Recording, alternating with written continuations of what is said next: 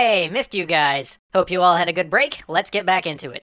Well, you don't need me to tell you that Skyrim's pretty great. We've lost more hours to it than we probably should have. Probably gonna lose a few more later. And we have many a tale about slaying dragons and shouting back monsters, but still, it's not without flaws. And hey, that's alright. Now it can be a great game and a good learning opportunity. So let's look at Skyrim, specifically the first 5 or 10 minutes. We've talked about the importance of the first 5 minutes of an experience before, how those earliest minutes are both the hook that draws the player in and the context that sets the player in the correct emotional state to get the most out of the experience they're about to have. So let's look at how we're introduced to Skyrim then. Alright, so we've got an opening screen. It's minimalist, but we've got the Skyrim theme slowly building up. And then we hit a loading screen, but it's got some lore on it and a picture of a dragon, so that's cool. And then we're going for a cart ride, I guess. Now, if I were to ask you what the core engagement of Skyrim was, what would you say? What at its heart is the most appealing about this game? What human desire are they fundamentally tapping into? You might argue that it's about growing and becoming strong, but really even that's in service to something more basic, our desire to explore. You'll find that most games have, at their root, 1 or 2 very fundamental ways that they're trying to engage the player, and that in the best games, all their design decisions help to reinforce this core engagement. Now, Skyrim does this very well throughout most of the experience, but let's return to the introduction, that moment that should really get us excited about the core engagement of the game. So, we're sitting in a cart, getting wheeled down a hill. Because this is an Elder Scrolls game, we're also a prisoner, which means that our hands are bound. So as a player, mechanically all we're left with is the ability to manipulate the camera, or, well, look around. You're finally awake.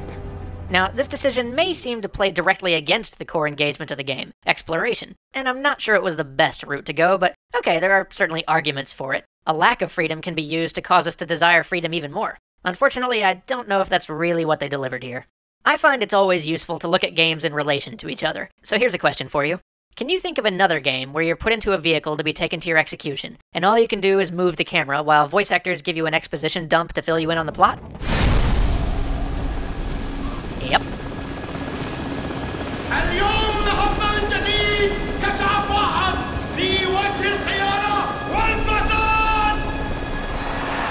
The intro to Skyrim is straight lifted from Call of Duty 4 Modern Warfare, both mechanically and thematically. Even more painful, Modern Warfare does it much, much better. In Modern Warfare, this intro works because it plays much more into the core engagement that they're trying to deliver. In both of these games, the designers are trying to introduce the player to the world they'll be engaged in. After all, this is the only function of constraining the player to looking around while you wheel them through the world. But Skyrim and Modern Warfare deliver very different kinds of core engagement. Modern Warfare is attempting to set up a world on the brink, a setting where hard men need to do what needs to be done. It's all about heroic empowerment, making you feel like a badass hero while you run and gun. It's a gaming experience full of intense firefights and big set pieces, which this scripted introduction establishes perfectly. Skyrim, on the other hand, should be using this time to sell you on this incredible world full of mysteries and wonders for you to explore. Here, let's just side by side these two introductions and look how they sell the world they take place in. First, let's look at the most obvious. What's the player seeing around them while they're riding? In Modern Warfare, the player is riding through an unspecified Islamic city, rife with elements that are supposed to feel exotic and foreign to the player. But beyond that, the city itself is in chaos. The player passes tanks and cheering crowds, and the impromptu execution of resistance fighters. This is clearly a dangerous and unstable place. Historic things are happening here, and you are caught right in the middle of it.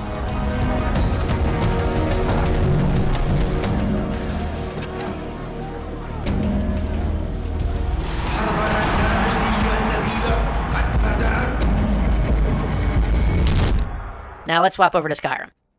Let's see, we got some snow, some pine trees, there's some rocks, more snow,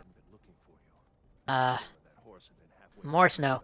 Now, I happen to know that Skyrim's full of spectacular vistas and beautiful mountainous landscapes. Where are those? Where are the crumbling castles and standing stones? Come on, how did you manage to find the least impressive chunk of land in all of Skyrim? That's not how to make a first impression. Of course, part of the problem is the way Skyrim has set up this scene. They've made it unduly hard to provide the player with any such visuals. See, you'll notice that in Call of Duty, all the dialogue comes in the form of a voiceover, blanketing the player from the minaret speakers. Neither of the characters in the car ever actually talk to you, which allows the player to freely look around without feeling like they're missing anything. You'll also notice how the driver and the passenger are seated closely together, so the player can easily see both of them at once, and quickly take notice if one of them moves or does something. In Skyrim, on the other hand, the other characters in the cart talk directly to the player, forcing the player to watch them if they want to make sense of the conversation. Not only that, but the speaking characters are spaced widely apart, making it difficult for the player to watch both at once. Shut up back there. What's wrong with him? Watch your tongue. You're speaking to ULFRED Stormcloak. Meaning more of your time is spent trying to focus on the characters in the cart, and not the world around you. Now let's look at what the characters are saying. In both of these cases, it's a plot dump. They're trying to fill a naive player in on what's going on in this world, and set up the overall quest. You'll notice that in Modern Warfare, this is done entirely with terminology we understand, by which I mean they never reference people by name, or even call out specific places. Whereas in Skyrim, within 3 minutes of booting up the game, you will hear the terms Imperial, Stormcloak, Hammerfell, High King, Sovngarde, ULFRED Stormcloak, Nord, Rorikstead, Dibella, Kinnereth, Akatosh, Divines, General Tullius, Dalmor, Helgen, and Elad. All of this jargon is, I believe, an attempt to make the world feel massive, but anybody who's taken a Screenwriting 101 class will tell you that people just filter jargon. It all just becomes meaningless words, unless you've gotten them invested enough to try and suss out their meaning or make a concerted effort to explain it to them. And the more jargon you throw at a person at once, the more likely they are to tune it out. Now, you might argue that this was all meant for veteran players of the Elder Scrolls series, to make them feel right at home. But both the marketing and the way Bethesda simplified some of Skyrim's systems, like stats and such, implies to me that they were going for more mass market appeal with Skyrim, so it seems like an odd choice for the introduction. This exposition dump is made a little more ham-handed by the voice acting. Now is the time for first impressions, and some of these deliveries sure aren't helping. I don't know if you've ever seen someone really pray in a moment of fear, but I'm not buying that that thief is praying.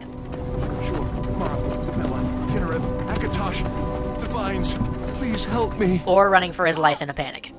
You're not gonna kill me! Archers! No, it's not awful by any means. Games have definitely seen worse voice work, but it could be a lot better, especially for a game's first 10 minutes. This is the area where you want everything to shine, voice work included.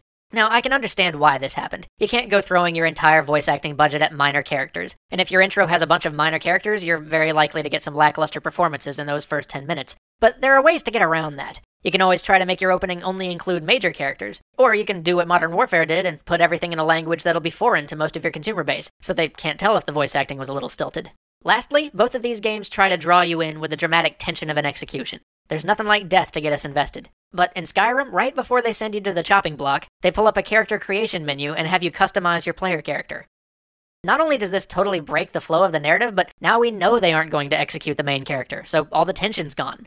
Although, well, I guess they could have offed you right after that and then said, okay, create another character. Terrible design idea, but you gotta admit that would have been kind of funny. As for Call of Duty, well, I think most of you remember how that ride ended.